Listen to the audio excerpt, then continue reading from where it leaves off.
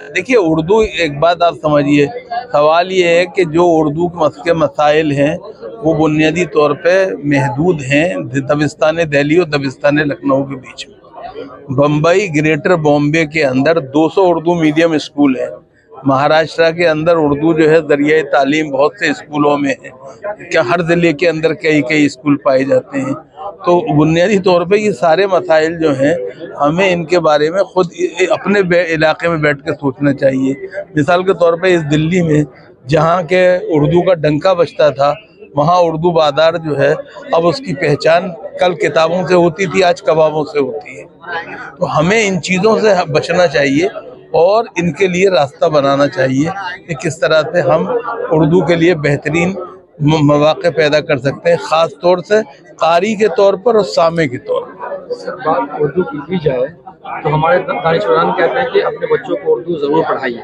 तो सवाल ये होता है कि अगर उर्दू पढ़ाया जाए तो इसका बेनिफिट क्या पहुंचता है बच्चों को? और नहीं, सवाल ये है कि किसी ज़बान को आप मुझे बता दिए किस ज़बान के लोग जो है उन्हें 100% रोज़गार मिलता है। ये सवाल ये है बुनियादी तौर पर, बेनिफिट की बात आपने की। सवाल ये है कि उर्दू में बेनिफिट क्यों नहीं है। इनकलाब आज जो तनख्वाह दे रहा है वो तनख्वाह आपको पहले मिलती थी।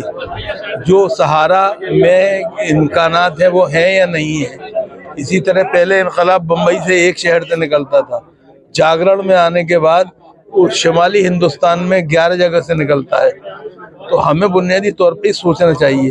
फिर इसके अलावा हमें ये सोचना चाहिए कि उर्दू ज़बान जो है उसको कारी फराहम किए हैं किसने? मदरसों ने। और उसको जो लिंग्वा फ्रेंका बनाया है, राब्ते की ज़बान बनाया है, वो फिल्मों ने बनाया है। हमें ये बात समझना चाहिए। तो उसके लिए इम्कानात की ऐसी बात नहीं है कि इम्कानात ना हो। मसला सिर्फ ये है कि आप जो है एक बात का ख्याल रखिए कि 4 चीज़ों का रिश्ता मैदे से नहीं दिल से होना चाहिए। एक माँ, मजहब, मुल्क और मादरी ज़बान। सर आपने कहा कि उर्दू सहाफत चैलेंज नहीं बल्कि उर्दू एक चैलेंज है, उसके उर्दू चैलेंजेस के लिए आप बोल रहे थे, उस पर रोशनी थोड़ा। नहीं, तो उर्दू के चैलेंजेस जो है वही उर्दू से सहाफत के चैलेंज है। हमें ये नहीं भूलना चाहिए।